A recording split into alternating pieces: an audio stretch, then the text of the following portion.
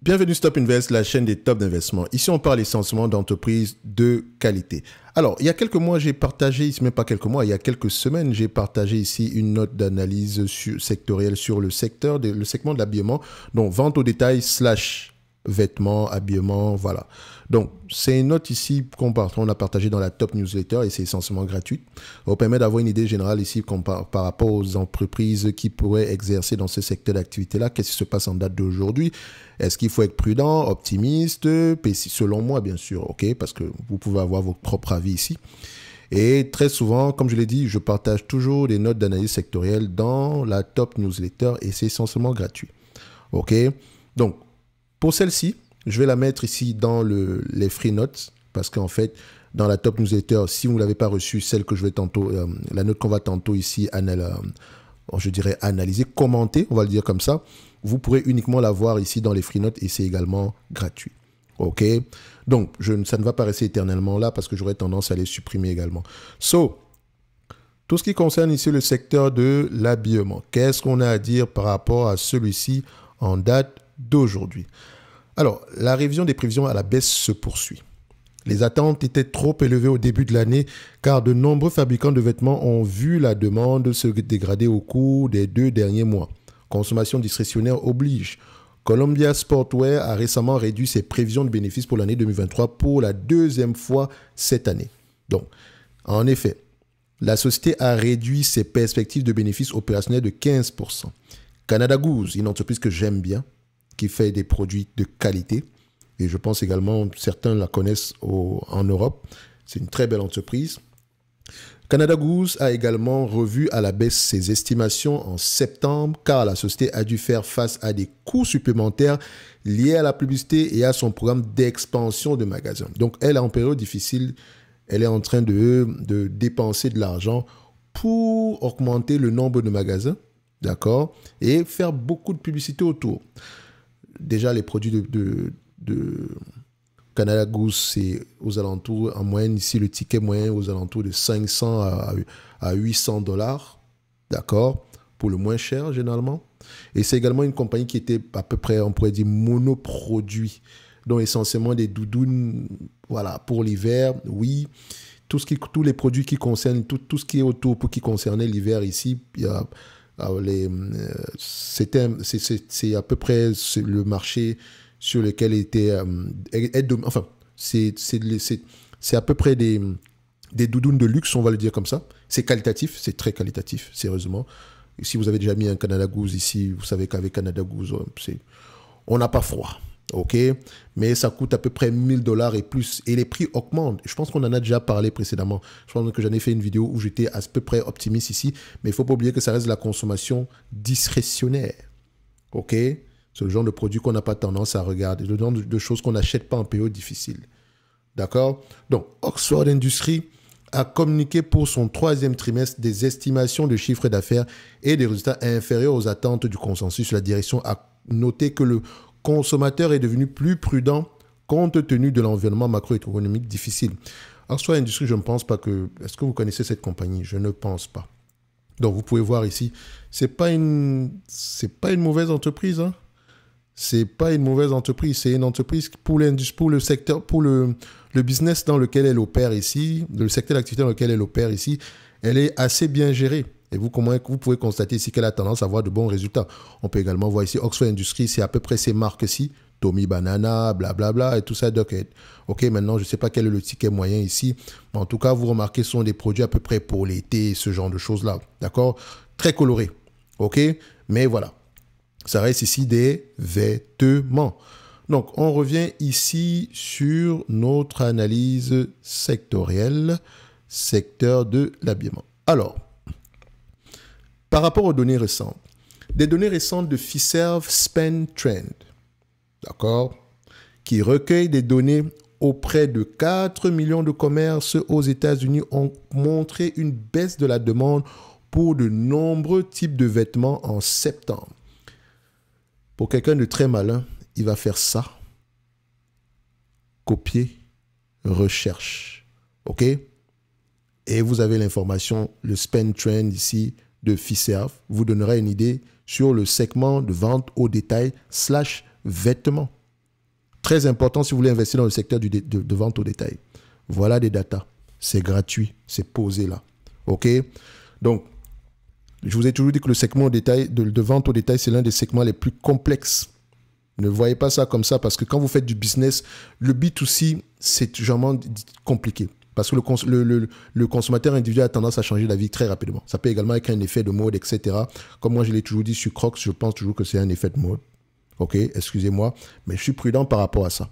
C'est un exemple. Hein. Après, je peux également me tromper. Et comme d'habitude, je me réserve le droit de le faire, mais faites très attention. D'accord? Donc, il faut vraiment choisir ici des produits qui ont déjà été éprouvés par le temps. J'aime bien les entreprises comme Ralph Lauren, mais également, je sais que Ralph Lauren, tout va dépendre du prix. C'est une entreprise que je ne paierai pas à des multiples très élevés. OK? Donc, Ralph Lauren, je pense, c'est RL. Voilà. Donc, quand on regarde ça ici, je ne paierai pas cette compagnie, ça a des multiples très élevés. Je paierai d'habitude ici aux alentours de 10 fois les bénéfices. Donc, si je l'achète en date d'aujourd'hui, pour moi, elle est correctement évaluée sans plus. OK? Mais je sais que c'est un business très difficile. Pourtant, Ralph Lauren a un certain pricing power. Il faut également que je fasse attention parce que c'est une marque que j'aime bien. Mais ce n'est pas parce que j'aime bien une marque également qu'elle va à peu près bien performer. OK? Donc, faites très attention au secteur de la vente au détail. Les vêtements, surtout. Enfin, quand je dis les vêtements, surtout que ce soit les vêtements, les chaussures. Dans tous les cas de figure, on va avoir tendance à parler des autres segments. OK? Comme je dis, vente au détail, j'ai bien dit, celui-ci concerne uniquement tout ce qui prend en considération l'habillement. OK? Donc, on revient ici sur l'analyse. Donc, le FICES SpendTrend, qui recueille des données auprès de 4 millions de commerces aux États-Unis, ont montré une baisse de la demande pour de nombreux types de vêtements en septembre. Les ventes des magasins de vêtements et d'accessoires se sont détériorées au cours des 3 derniers mois en baisse d'environ 6% d'une année sur l'autre. La catégorie consacrée aux femmes semble être l'une des plus importantes causes de cette faiblesse. Et les femmes achètent beaucoup par rapport aux hommes. Ce n'est pas pour rien qu'on mentionne cela.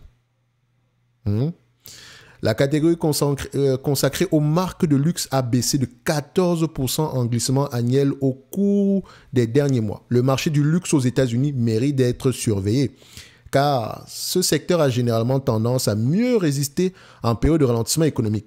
Bien entendu, l'Asie représente une bonne partie de ce marché. Dans le même temps, les ventes de magasins comparables réalisées par les détaillants spécialisés et quand on parle de ventes de magasins comparables, métrique très importante, à garder en tête sur toutes les entreprises qui ont des magasins de vente au détail, ou bien qui vendent en détail, ou bien qui distribuent eux-mêmes leurs produits. Et ça passe de Walmart à Zara, à H&M, ou bien, c'est pas moi, même LVMH devrait présenter ses same-store sales. Très important, même au niveau de la restauration. Dès le moment où votre stratégie de distribution ici passe par vos magasins en propre, il faut absolument qu'on ait des informations sur les same-store sales. Je ne sais pas si LVMH le présente ici, mais c'est une métrique que j'aimerais avoir. OK? Donc, dans le même temps, ici, les ventes de magasins comparables réalisées par les détaillants spécialisés dans les produits à bas prix et les centres de liquidation ont connu une accélération au cours des 5 derniers mois. Pourquoi est-ce que les détaillants spécialisés dans les produits à bas prix et les centres de liquidation se comportent très bien? Tout simplement parce que nous sommes dans une période difficile. Et les consommateurs recherchent les soldes. Bas prix ici concerne dollar général et tout le reste. Hein. Dans une certaine mesure, mais on ne va pas les mettre ici dans les vêtements. OK? Donc, de nombreux détaillants ont noté que les consommateurs recherchent davantage de bonnes affaires en raison du resserrement des budgets des ménages. Le secteur de la vente au détail demeure très promotionnel car de nombreux détaillants se débarrassent de leurs stocks excédentaires. Et on va vous en parler. On se débarrasse des stocks excédentaires. Allez lire les derniers rapports financiers de ces détaillants-là. Vous allez voir que tout le monde parle ici des stocks. Et quand on parle ici de stock, ça veut dire que on aura tendance ici à faire des promotions. Donc, on s'attend à ce que les marges sont moins élevées. Parce qu'également, ce sont ces mêmes entreprises qui ont commandé énormément de produits pendant la pandémie parce qu'il y avait des problèmes au niveau de la chaîne d'approvisionnement. On ne peut pas leur en tenir rigueur ici parce qu'elles ne pouvaient pas savoir combien de temps ça allait durer. Donc, c'était une mesure ici de se protéger en avance. Mais en tout cas, c'est une situation aujourd'hui qu'il va falloir normaliser parce que garder les stocks ici, ça coûte de l'argent. OK? Donc, le Johnson Redbook Index. Encore une fois, ça fait encore vous avez une information supplémentaire ici après le FICES SpendTrend. Allez également rechercher généralement quand vous êtes dans le secteur de la vente au détail, le Johnson Redbook Index. Il y a de grandes chances que cette vidéo-ci ne soit pas très vue parce que je sais que le titre ici n'est pas aguicheur. Secteur du médical, secteur de l'habillement. Ah là là. En tout cas, ceux qui vont regarder cette vidéo, retenez ces éléments-là, d'accord? Si une entreprise vous intéresse ici dans ce secteur d'activité, n'oubliez pas généralement aller vérifier, d'accord? L'information supplémentaire, surtout l'information importante, c'est très important. Voilà, c'est ce qui devrait nous intéresser. Pas juste les PER ou les bénéfices ou je ne sais pas quoi. D'accord? Il faut toujours regarder comment est-ce que le secteur se comporte.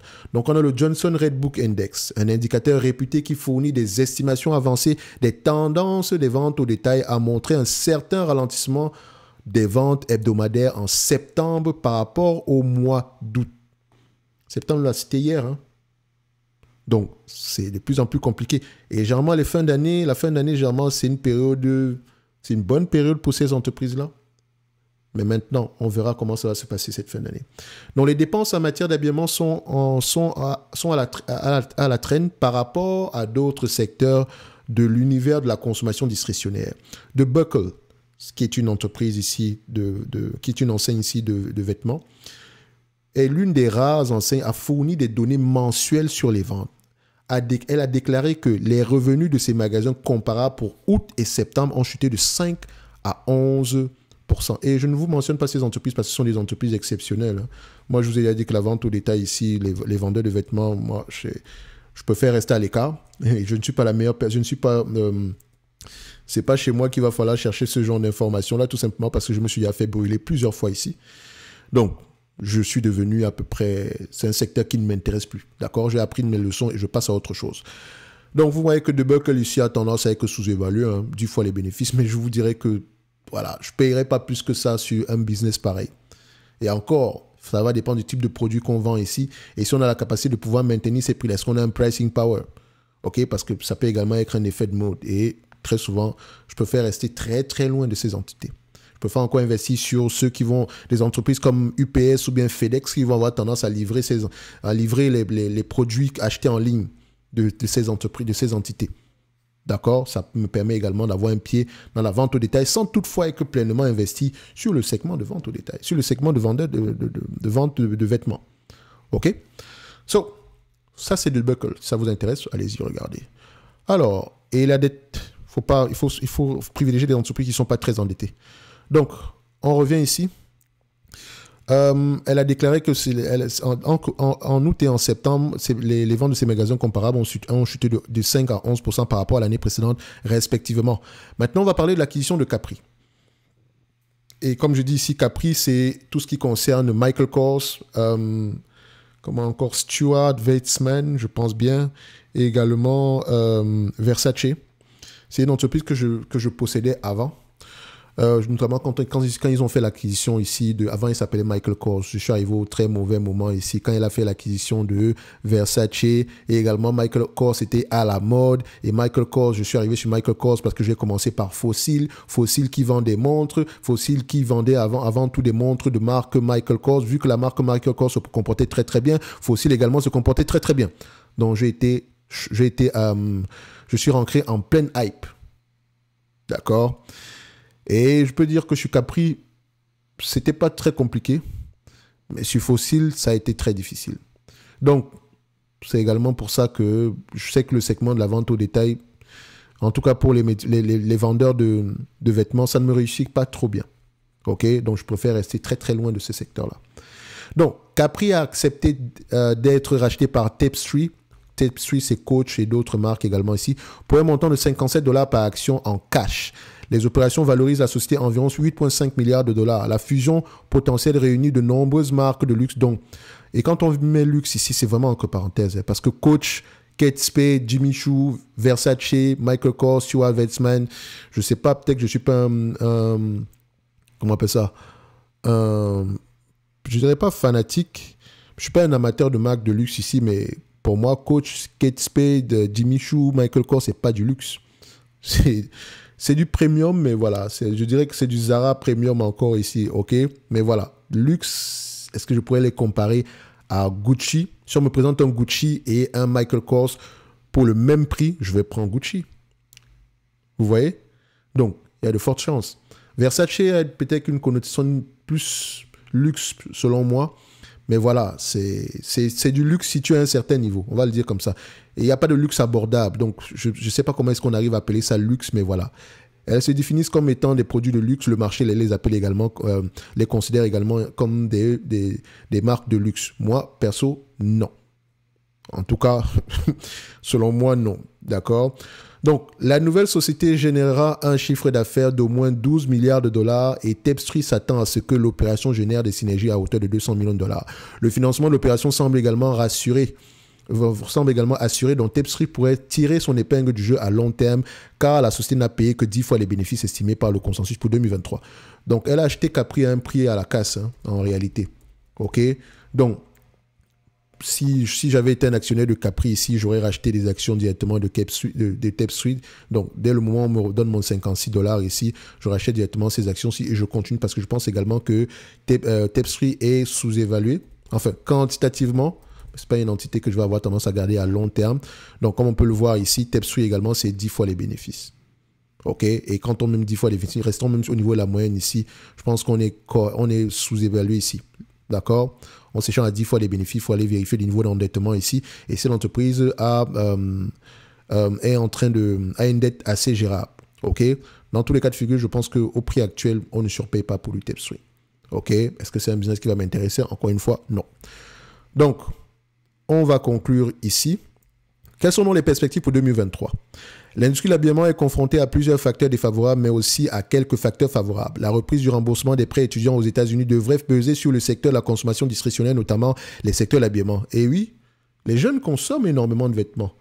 Donc, s'ils doivent préserver de l'argent ici pour faire autre chose, très important bien sûr, le remboursement des prêts étudiants, il ne restera pas assez d'argent pour acheter des produits liés à l'habillement. OK? Donc, ça peut être une raison. Je ne dis pas que ça va les empêcher d'acheter des vêtements ou quoi que ce soit. Mais voilà, avant, il y avait un gel ici au niveau du remboursement. Donc, ils se retrouvent avec un revenu disponible plus élevé. D'accord? Donc, le resserrement des conditions de crédit, l'endettement accru des ménages, les taux d'intérêt élevés et les pressions inflationnistes continueront, semble-t-il, à avoir un impact négatif sur le consommateur. Le secteur du luxe devrait relativement bien résister, mais toute faiblesse des prix de l'immobilier et toute pression sur le marché boursier affecteront la demande. Le secteur de l'habillement reste trop optimiste en ce qui concerne le rebond au second semestre de cette année. Donc, la plupart des entreprises vous disent ici qu'au second semestre, ça va aller, etc., parce qu'ils prennent en considération la période des fêtes ici. Mais voilà, selon moi, c'est trop d'optimisme. D'accord? Pourtant, le secteur devait voir les prix du transport et du coton baisser cette année. Donc, ce qui est une matière précieuse, le transport ici rentre dans tout ce qui concerne ici la logistique. Et si on paye moins ici pour le transport, tant mieux. Mais également, si le prix du coton baisse, tant mieux.